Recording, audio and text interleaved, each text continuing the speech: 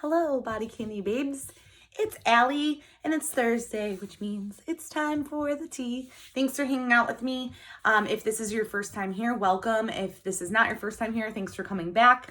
The tea is a weekly e-zine that is sent right to your email, and it is just piercing related topics, and we just kind of talk about stuff. And yeah, it's fun if you have any kind of modifications and you kind of want to know more about them.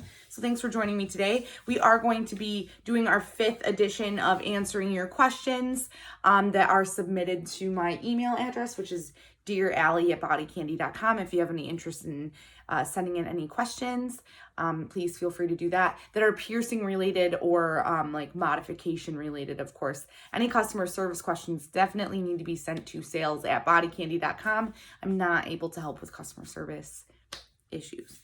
So with that being said, if you don't already follow us on all of our other social media, you're screwing up. Go do it right now or after this video is done. We are on Instagram, Twitter, and TikTok @BodyCandy. We are on Snapchat. Our handle there is bodycandy.com. We're also on facebook.com/bodycandybodyjewelry, youtube.com/bodycandybodyjewelry, and pinterest.com/bodycandy. So now that we've made it through all of that, I had a couple of really great submissions this week, and I just thought it was a good chance to reiterate some info that has been previously given in some form, but I think that sometimes it just is nice to hear different experiences, and maybe there's something where you're having an issue with your belly piercing, but the belly piercing questions I'm answering aren't necessarily exactly your situation. So I just try to mix it up in hopes that maybe I help you in any way that I possibly can. As always, please remember that I am not a piercer. I am not a trained piercer. So medical advice is something that I really try not to give out. The only medical advice I'm ever willing to give out is stuff that my trusted APP piercers share with me, and any information that I pull from extremely reputable sites. But my recommendation is always ultimately to go to your piercer and have somebody check you out in person, especially if you're having an issue with your piercing.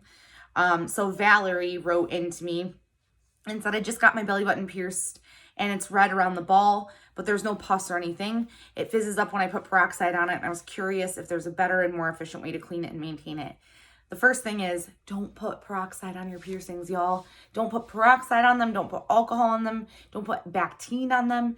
If you actually look at Bactine, the back of the label says not intended for puncture wounds, which is a piercing that is made for light burns and things like that. And scrapes. They are not intended to be used with piercings. Always remember not to touch your piercing unless you're cleaning it. Number 2, clean it in a hot shower every day. If you have a couple minutes, just let the water run on it. You don't even necessarily want to use soap. If you are going to use soap, make sure it's natural and super light, and there's no chemicals in it. And also refrain from anything with the natural stuff. You have to be careful too. You don't want anything with like menthols or anything of that kind in there, because it's not going to feel very great. And of course, I always suggest the sea salt soaks. The sea salt solution is available on Google. It's super easy to look up. I believe it's like a cup of water to 1/4 of a tablespoon of the salt. I might not be 100% on that, but I look it up every time I make it. Yeah, so it's super easy to make and not too bad. Also, remember not to use cotton balls when you're using that. Cotton balls have little tiny fibers, and you don't want those to get caught in your piercings. All right. Next question is from Jennifer. Jennifer said, Hi, Allie. I have a nice navel piercing. I love it. I've had it forever, and I've never had any problems. So my question to you is, will it ruin my piercing if I gain or lose too much weight? And has this ever been a problem for anybody else? Sincerely, Jennifer. So I'm asking this one mostly because I'm actually interested in hearing your feedback. So if you have feedback about extreme weight loss or weight gain with your piercings, please email me at dearallie@bodycandy.com. I would love to hear about it, not only to kind of get back to Jennifer and give her some different things to think about, but also I'm definitely interested in that topic because it comes up a lot. As always, I remind people that we do carry, they're labeled as pregnancy belly rings on the website, but ultimately what that means is they are a bioplast bar that's super long, and they're made with the intention that when you get a belly, when you're pregnant, you can cut the length to what you need, and you also usually need a longer bar during that time so that you don't rip your piercing. So if you gain weight, there's absolutely options for jewelry if you become uncomfortable. And honestly, the same thing with losing weight. You may end up needing to adjust your jewelry size, but it's mostly going to be based on your comfort and look. So if it feels like something's pulling, or if it feels like something is tight, you just want to respond to that with a longer piece, but don't feel obligated. I definitely, my body is super weird. I fluctuate between like the same, it's a big range too. Like some people are like, oh, I go back and forth like 5 to 10 pounds. Like throughout the course of the year, like sometimes I'm 160 pounds and sometimes I'm like 130 to 135. So I fluctuate like within like a 25 to 30 pound weight throughout different portions of the year. I slim out at different times. Like I have normal, depression, snacking and all that kind of stuff. But I always kind of bounce back, and I don't ever have an issue with my jewelry change. So if that helps anybody, like 25 pounds is like a decently significant amount of weight. It's not just 5 pounds. And I don't have that much of a change, but if it's a lot of weight gain or a lot of weight loss, that can definitely vary. So again, please send me an email to dearally@bodycandy.com and share with me any experiences that you've had with either of those situations. I would love to give Jennifer just some insight, regardless of any factual recommendations. So thanks for writing in, Jennifer. I appreciate it. This is also a good time to remind you guys that I also get follow-up emails from people thanking me for the advice and letting me know that things worked out really well. And I love that. And I just want you guys to know that. Slight little mini humble brag. But it's something that makes me feel really good. I love answering these questions for everybody, for all of y'all. Okay. Francesca said, question for you. I pierced my nipples back in September for my 18th birthday.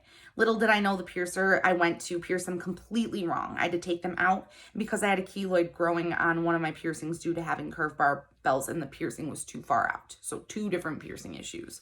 Why you always go to a good reputable piercer. I went to another piercer. She took them out for me and suggested to get them re-pierced after 3 or 6 months, depending on my healing process in the keloid. Let us remember that when I did my nostrils, I had a 4 to 6 week wait, but same difference. There's a waiting period, and then you can definitely try to get re-pierced. I eventually got them pierced again after 4 months, and she checked that I was able to pierce them again before I did that. I have Bioplast jewelry on at the moment. Unfortunately, I'm having the same reoccurring problem again. I have a tiny keloid growing on the same side as last time. I really don't want to take them out. Is there anything I can do to prevent them from growing? Couple of things. My first question would be, did you switch to Bioplast after you were initially pierced with a different material? You definitely don't want to be changing jewelry for quite some time with nipple piercings. You want to really make sure they're healed up before you're switching, even with Bioplast. So that would be my first question. Some people are also just prone to keloids, which is super unfortunate. There's not really a ton that you can do to prevent them if your body has the susceptibility to them. There's things that you can do to attempt to care for things better. Try not to bump and snag things. A lot of that trauma is what's going to really exacerbate that happening. So you're not bumping it, not pulling on it, not touching them unless you're cleaning them. All of those kinds of things are definitely going to have some effect. But if your body just naturally forms keloids, that's something that you may not be able to fix. I've also heard of some people forming keloids in certain spots and not others.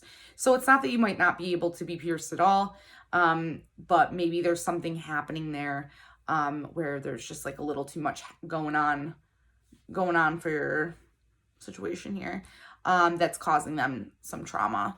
I don't know if you're athletic or anything like that, but those are all things to consider. I hope that helped, Francesca.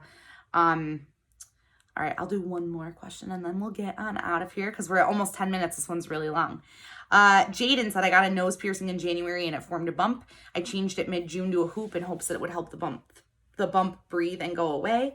It worked for a little while as I cleaned it 2 to 3 times a day, but it only recently grew very big. What should I do to help the bump stop growing / go away completely? So what it sounds like to me, this is something that I also suffered from with my high nostril issues that I had.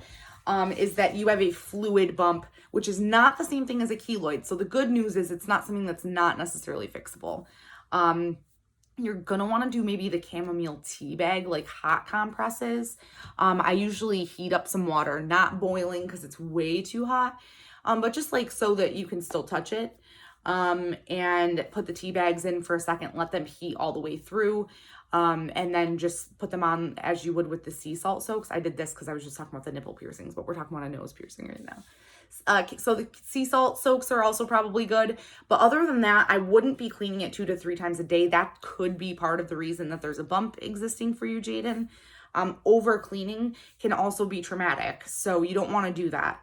Again, rinsing your piercing in the hot shower for just a minute and then doing a sea salt soak in the shower or after the shower, or the chamomile tea bag or the sea salt soaks. But I would do like just the hot water in the shower, no soap, and then choose between one of those things.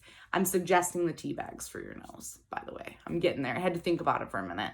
Sometimes the sea salt is a little annoying for things like, so for your belly, it's like, how do you dip your body in there? Sometimes they use like a washcloth for that, but the tea bags make that a lot easier. So those are things to consider.